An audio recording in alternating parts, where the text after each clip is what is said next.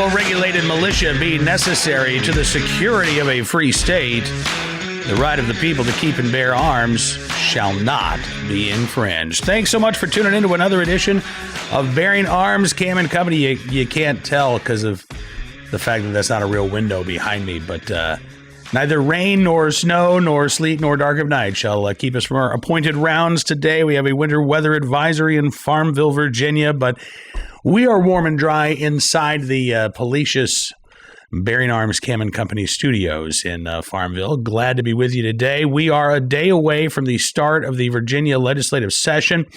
I can tell you it sure sounds like they are going to be hitting the ground running with gun control. As a matter of fact, we have Lobby Day coming up on January the 20th, but the first day of committee hearings is going to be January 13th. NRA is urging folks to show up on the 13th as well as the 20th, Lobby Day, put on by VCDL. They're encouraging folks to be out as often as they can. I will be there at the state capitol on both the 13th and the 20th because it sure looks like the 13th, they're going to be making a lot of moves in terms of gun control bills. Now, we still have right now Senate Bill 16, which has not been amended. The language still says that you, as a legal gun owner, will not be allowed to continue to possess any legally owned firearms that you might own. If they are quote unquote assault weapons, you would be required to get rid of them somehow. Governor Northam says he's going to amend that bill, or he wants to see that bill amended. So far, it hasn't happened yet. Meanwhile, we've seen a number of other bills get dropped, things that the governor has not really talked about. I don't know that the governor's on board with this, but certainly anti-gun Democrats in Virginia's legislature sure are. Dan Helmer, who's a delegate from Northern Virginia, introduced House Bill 567 yesterday. That is a bill that would ban ranges that operate in buildings where there are more than 50 employees. Now, I've been looking around. I can find one range and only one range in the state of Virginia that this bill would apply to. That would be the NRA's range in Fairfax, Virginia. So it sure does look like Delegate Dan Helmer, rather than taking a common sense gun safety step, is trying to make it harder for people to train with their firearms in Northern Virginia. I know. Pretty crummy. But unfortunately, that's a lot of what we're seeing here. Gun control bills that are not about public safety, not about improving the lives of Virginians, but about infringing on their rights. And I ran across a woman yesterday on Twitter. RhondaMary is her name. She has a YouTube channel, and she was talking about going to a gun show held in Richmond, Virginia this past weekend and interviewing a lot of the attendees there. I was fascinated by the little snippet that she shared. I reached out to RhondaMary and asked if she could join me on the program today. She was gracious enough to accept. We had a fantastic conversation about what's going on in Virginia, as well as the need to come together in support of our right to keep and bear arms, to not let the media, not let anti-gun politicians divide us. I want you to take a look and listen to RhondaMary. RhondaMary, thank you for coming on the program. It was great talking with you today. Thank you for having me, Cam. I'm super excited. So thank you for inviting me on. Oh, it's my pleasure. I'm excited as well. I was excited that you made it out to Virginia because you're based in Mississippi, right? Yes, that's correct. So first of all, what made you decide that you wanted to go to Virginia to cover what's going on with the gun control issues here? So actually, this year, projecting that 2020 will be a big year for me expanding my platform. That's what I'm really working on. And so, I heard about the gun show going on in Virginia, and I'm like, I've been talking about this stuff. I've been very curious about this. I did a video covering, when Governor Northam was basically threatening to send the National Guard out to people that are non-compliant with the new laws that they hope to impose. And so I was like, I don't know, this could be like golden opportunity type stuff. So why not just go for it? So that's just really how that happened. That's awesome. Now, one thing I will note is that Northam himself has not said anything about the National Guard, but Congressman Donald McEachin from Virginia. He was the one who said, "Governor Northam, you need to bring out the National Guard." Right. So was that something? So okay, I don't want to get too far ahead of myself here. I got so many questions for you, RhondaMary. So you go to the gun show in Richmond. First time at a gun show? No, it's not my first time at a gun show. Okay. All right. So probably first time at one with that many people. Well, okay. So that's what I was going to say. I wasn't there this weekend, but I've got friends who were there, and they were talking about a half-mile line out the door to get in to the facility. A lot of people. That's amazing. Hundreds. Mm-hmm. And so when you start talking to those folks who had shown up, what were you asking them? Basically asking them, what are their thoughts on red flag laws? What are their thoughts on Senate Bill 64? A good question I was asking a couple people is, what can we do to engage and get more people in urban communities involved in the gun community? Because this is really going to, gun control in general is going to be really big in affecting Black people, affecting people in urban communities, affecting people in poor communities, and things like that. So those are some of the basic questions that I was asking, but I met a lot of interesting people. Yeah, you met one guy. So you had a little preview on Monday afternoon of some of the interviews that you did, and you met one guy who was there who talked about it, just sort of casually dropped it in conversation. Like, I was in a shootout in Chicago, I think he said like 6 months ago. And then he just kept going. And he was like, I know gun control doesn't work. And you said, well, hold on. Let's go back to the shootout. Right. So, you met individuals, it sounds like from all walks of life. Tell me more about that guy and his story. So basically, he was going to Chicago to visit a friend, but because of the laws for transporting his firearm from the Virginia area to Chicago, he's not supposed to have a firearm technically. Mm-hmm. And so when they got into this just crazy, very random altercation, his friend was then tasked for basically saving his life because he could not have his own firearm. And so had his friend not had his firearm, I wouldn't even have the opportunity to possibly even meet this guy. So I was like, this is a very inspirational story. And these are the things that people need to know in these little intricacies of these details of owning a firearm. And then the differences between state to state can be very inconveniencing and even life-threatening. Absolutely. And it's interesting because, when you drove from Mississippi or when you went from Mississippi to Virginia, your First Amendment rights didn't change, right? When you got to Virginia, it's not like the state government said, well, listen, RhondaMary, you got to have a permit here before you exercise your First Amendment rights. But your Second Amendment rights, you literally leave them behind at the state line when you travel outside of your home state. And so if you go from, Virginia to Illinois, you're right. Your right to carry license isn't recognized. If you go from Virginia to Maryland, your right to carry license is not recognized, which is one of the issues that we have been fighting and will continue to fight. Right.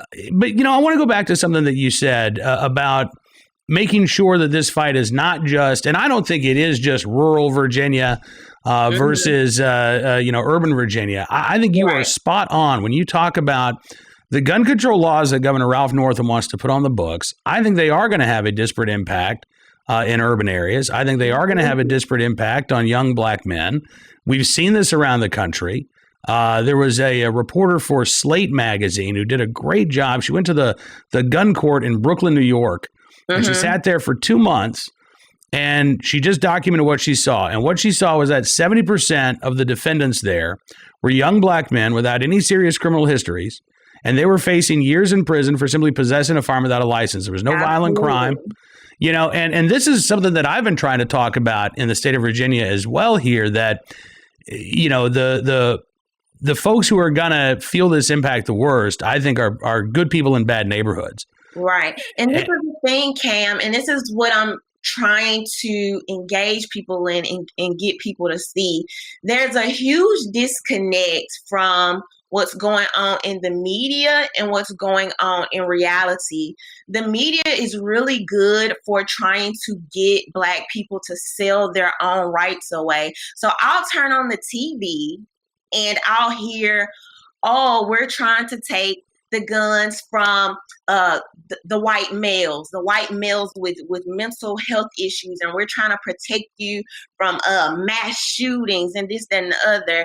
But the reality is that, just like you said, when you go into these courts, then you have 70% young Black men in there trying to defend their rights for sometimes just even owning a weapon. And it's like, why is what they're selling me on TV not lining up with the reality of what's going on? And oftentimes what the media is really good at is making these issues a point of contention, when in actuality it's a fight that all of us should be coming together to be involved in, because ultimately, yes, it's going to disproportionately affect certain communities, but at the end of the day, they're really trying to take freedoms and rights from all of us.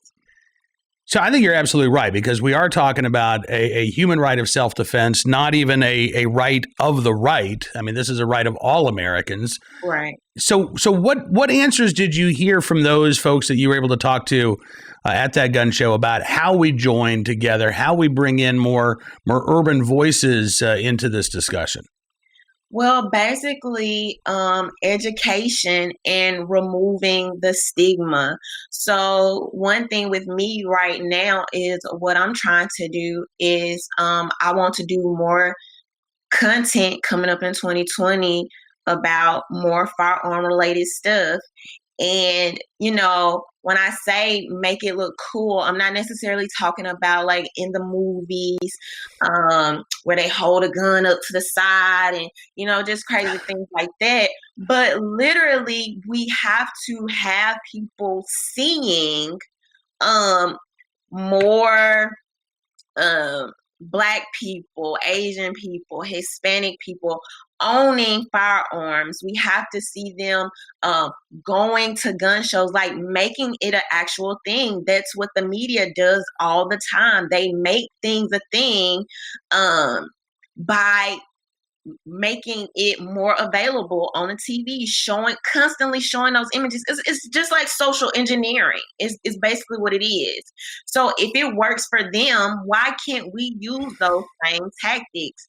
You rarely see Black people in the media talking about gun ownership, safety, and things like this.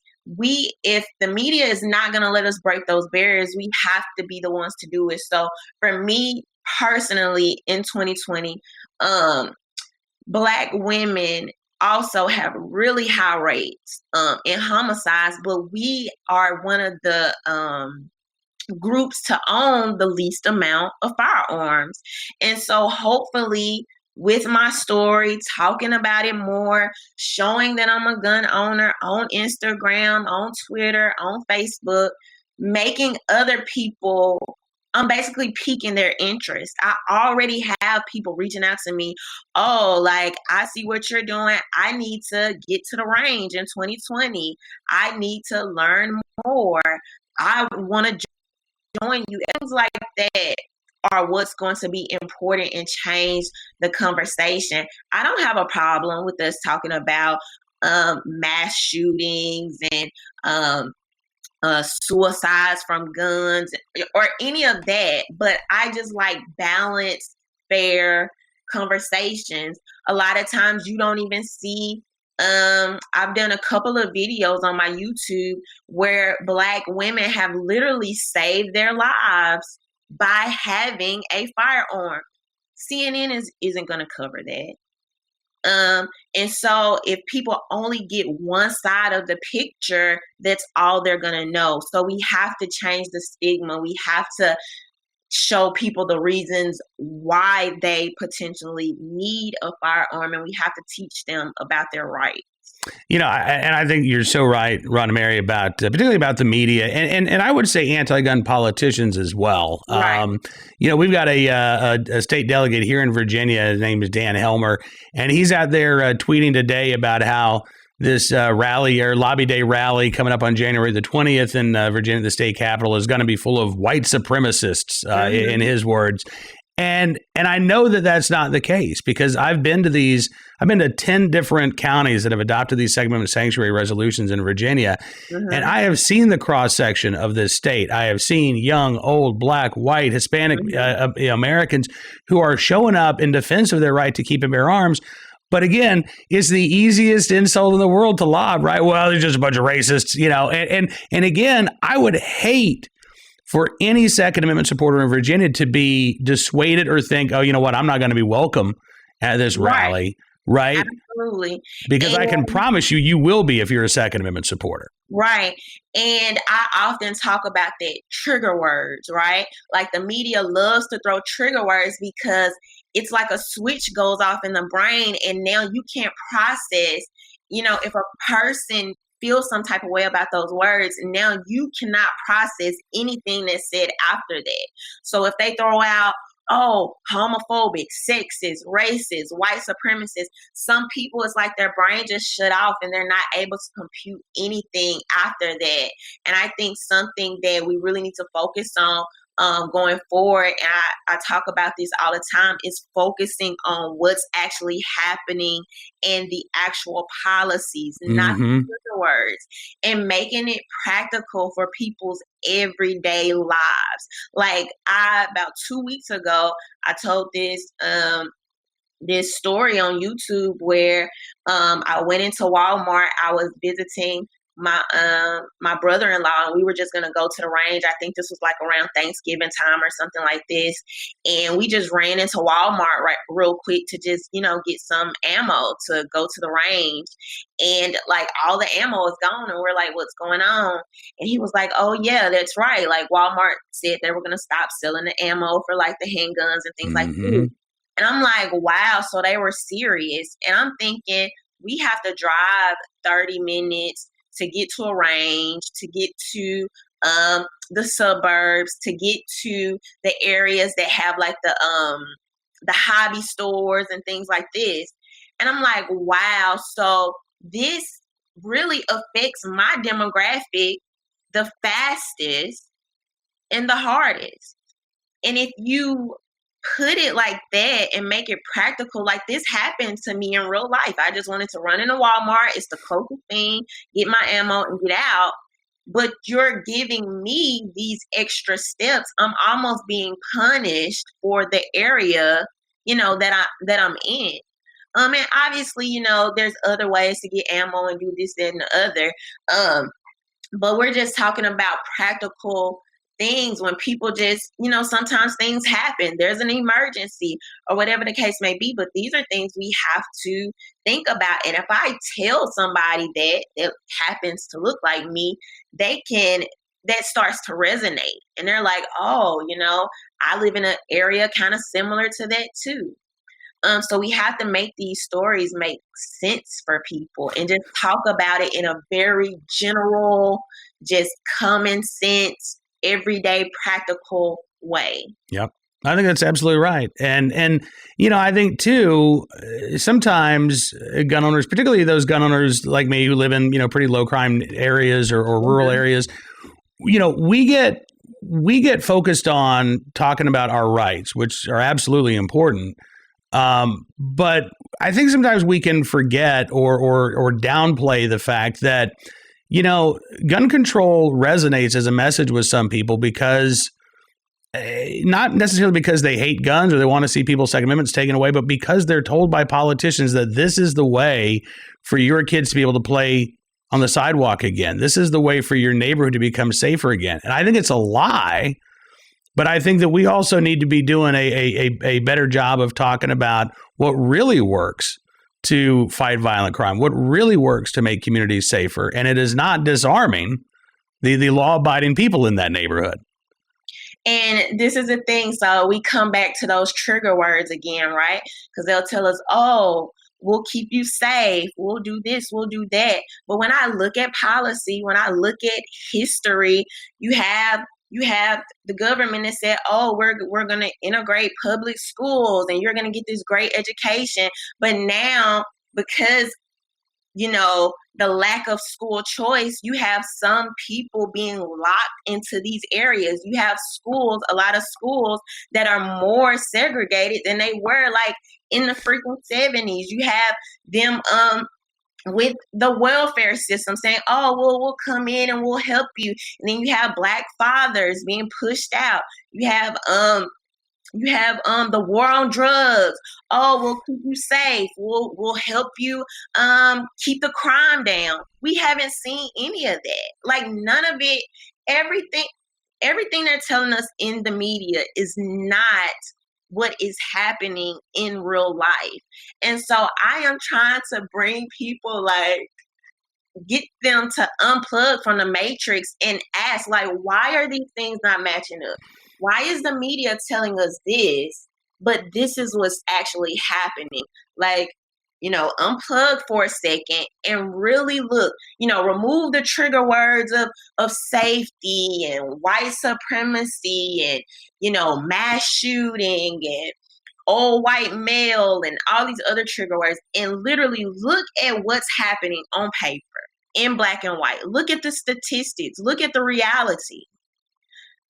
The drugs are still in the streets. Yeah. Yeah. So if they can't even do that, what makes me think they can get the guns off the streets? It's just not logical. It's not logical. And the government they haven't done anything to prove themselves or make themselves worthy. Listen, I could not agree with you more. RhondaMary. Listen, I would love to have you back at some point in the near future, but tell folks how they can find you on YouTube. So I am at RhondaMary on YouTube. Just RhondaMary, RhondaMary, Mary, like Mary. And on Instagram and on Twitter, I'm RhondaMary Vids. But if you put in RhondaMary, you can still find me on these platforms. So I'm definitely going to be trying to expand my platform going into 2020. I want to do way more. I'm looking to possibly even be at SHOT Show in Vegas in the next couple of weeks. So I'm super excited about this. So I need like all the support. That's awesome. Well, listen, if you make it to SHOT Show, let me know because I'm going to be there for a few days. Okay. And if you make it back out to Virginia at all, you got to let me know because we'll go to the range. I will. Awesome. I'm super excited. All right. Listen, RhondaMary, thank you so much for coming on the program today. Thank you for coming to Virginia and talking to gun owners and helping to get their stories out. And again, I really appreciate your time today. Looking forward to catching up with RhondaMary again at some point in the very near future. And again, I just want to remind folks, if you are a Virginia gun owner, you are in support of the Second Amendment, you want to go out and you want to lobby your lawmakers, you want to send them a message. If you can get there on the 13th, get there on the 13th. If you can get there on the 20th, get there on the 20th. If you can show up every day of the session, show up every day of the session, but make your voices heard. And again, I know that the media is trying to portray this issue as, well, it's just a bunch of people who look like Cam Edwards, a bunch of, rural white Virginians with their beards and their ball caps. That is the furthest thing from the truth. It really is. Sure, there are a lot of guys who look like me who are standing up and speaking out for their Second Amendment rights. There are a lot of women who look nothing like me who are standing up and speaking out in support of their Second Amendment rights. There are a lot of men who look nothing like me who are standing up and speaking out in support of their Second Amendment rights. There are people who look like the cross-section of Virginia who are standing up and speaking out for their rights. That's what we're seeing here. An incredible grassroots phenomenon, the likes of which I have never seen before. And anti-gun advocates and anti-gun politicians don't know what the hell to do about it. They don't. They are freaking out and they are lashing out. But you know what? We've got the truth on our side. We've got the Constitution on our side. And I believe we've got the numbers on our side as well. All right, let's get to today's Armed Citizen story, our good deed of the day, and our recidivism report. RhondaMary was talking about how black women are among the most likely victims of homicide, although they are, as a group, perhaps one of the least likely groups to own firearms. I thought of what RhondaMary was talking about when I ran across a story out of the Minneapolis Star Tribune where a longtime criminal has been charged with abducting and killing a Minneapolis woman on New Year's Eve, a realtor there in the Twin Cities, whose body was found in an alleyway. Cedric Berry of Minneapolis has now been charged with second-degree murder and kidnapping in connection with the death of Monique Baugh, who was a 28-year-old realtor. Police suspect that she was kidnapped and then driven in a rental truck to Minneapolis, where she was found shot in an alley in the 1300 block of North Russell Avenue. County Attorney Mike Freeman said in a statement, quote, "I cannot begin to describe how vicious the behavior was in this case. We have charged Mr. Berry with setting a trap for Ms. Baugh, assassinating her at close range, and shooting at her boyfriend while in a house with 2 small children." Yeah. He was booked into jail late Friday. $2 million bail. In court today, Tuesday. Criminal complaint did not specify a motive for the killing, but search warrant affidavits that were filed last week, according to the Star Tribune, tied her murder to a suspected drug rivalry between Berry and Baugh's boyfriend, who survived being shot that same day at the home that he shared with Baugh and their 2 small children. Complaint said that police learned her boyfriend had recently signed a rap contract and had been flaunting his cash, quote, on social media. Berry's criminal history in Minnesota, according to the Star Tribune, stretches out over his entire adult life. Starting at age 18, he was picked up on a probation violation. So actually, it starts before he was 18 because he was picked up on a probation violation at age 18 while involved with the Bogus Boys Street Gang. In 2001, he was driving in a car in North Minneapolis when his passenger shot and killed a rival gang member. Berry was charged with second-degree murder, pled guilty to manslaughter, given a 5-year sentence. He's got 2 convictions for drug dealing, 2 for drug possession, 1 for aggravated robbery, 1 for illegal weapons possession, 1 for fleeing police. While in prison, serving time in 2017 for one of his drug convictions, Berry allegedly beat a corrections officer with his fist. Officer suffered a broken nose and bruises. Verdict in that case is pending, as well as a felony drug possession charge filed in March of 2019 in Hennepin County. So here's an individual who should not have been out on the streets to begin with. Again, a criminal history that lasts his entire adult life. A 28-year-old woman is dead. And this man should not have been out on the streets, should have been stuck inside of a prison cell. We will continue to keep our eyes on this story, give you more details as they become available. Meanwhile, our armed citizen story of the day from Alabama, Jefferson County, Alabama. This is from WBRC, Dateline Adger, Alabama. They say the Jefferson County Sheriff's Office investigating a shooting that deputies say happened during a domestic situation. Apparently, there was a man who was beating his girlfriend with a dog chain. Witnesses say the man's father intervened, told his son to stop. And that is when his son threatened to grab a shotgun. Deputies say that is when the father shot his son. According to deputies, the father said he feared for his family, as well as the safety of his son's girlfriend when he shot his son. Injured man taken to a local hospital, listed as stable. And again, this appears to be a clear-cut case of defense of self and others there in Adger, Alabama. Hopefully that young woman is okay. I know it has to be just a horribly painful decision to, again, shoot your son to stop an attack. I hope that the family is doing okay as well. Now, on to our good deed of the day from El Cajon, California, where a officer saved a disabled woman and her son from a fire in a trailer home. This from a KUSI in San Diego. And they report by the time the officer reached the victim in this trailer, he found her on a bed which was beginning to catch fire. He was helping her up when he realized that the woman was an amputee. According to KUSI, officer was able to get her to safety. But she suffered smoke inhalation. Her son suffered third-degree burns to his hand from trying to put out the flames. They were both transported to University of California, San Diego Burn Center. Cause of the fire is under investigation. But again, it looks like they're going to be all right thanks to the life-saving efforts of that officer in the right place at the right time and willing and able to do the right thing. That unnamed officer there in El Cajon, California. Today's good deed of the day. And that is going to do it for this edition of Bearing Arms, Cam & Company. So tomorrow on the program, We'll be talking a little bit more about Virginia with the legislative session getting underway, but I also want to turn our attention to what's going on in Kentucky, which is the new front in the Second Amendment sanctuary fight. We will have much more of the day's top Second Amendment news and information from all across the nation as well. In the meantime, don't forget, you can subscribe to Bearing Arms Cam & Company at Apple Podcasts, Spotify, Stitcher, townhall.com's podcast page. You can also subscribe at Town Hall Media on YouTube, and that way you never miss a show.